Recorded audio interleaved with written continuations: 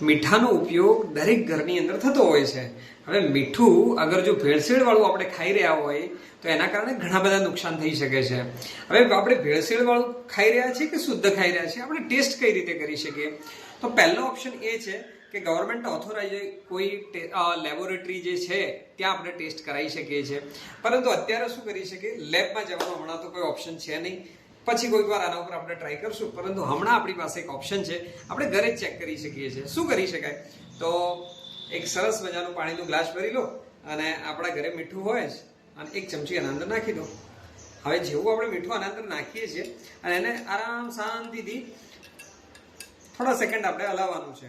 અને એ હલાયા પછી આપણું જે પાણી છે એના અંદર એ મીઠું છે ને એ ઓગળી જવું જોઈએ. અહીંયા તમે થોડી વાર ફેરવશો ને તો તમને એક્ઝેક્ટલી ખ્યાલ આવી જશે. અને જો સાચું મીઠું હશે તો આના અંદર કાળા અથવા પીળા કલરના તમને કણો નીચે દેખાવાના ચાલુ થઈ જશે. બીજા નંબરની અંદર ઘણીવાર તમે જોયું હશે તો એ તો હોય જ છે, પરંતુ કચરો પણ તમને દેખાવાનો ચાલુ થઈ જશે. જો આવું કંઈક આપણને દેખાય તો સમજી લેવાનું કે કંઈક આના અંદર કંઈક મિસ્ટેક છે. તો આવું આપણે બી ચેક કરી શકીએ છીએ. કારણ કે મીઠાનો ઉપયોગ એટલો બધો થતો હોય છે જીવનની અંદર અથવા રોજબરોજની લાઈફની અંદર, અને ક્યાંક ને ક્યાંક આના અંદર ઇફેક્ટ થઈ શકે છે. તો આના માટેનું સોલ્યુશન હમણાં આપણી પાસે એક છે કે ઘરે આ રીતે ટેસ્ટ કરી શકીએ છીએ.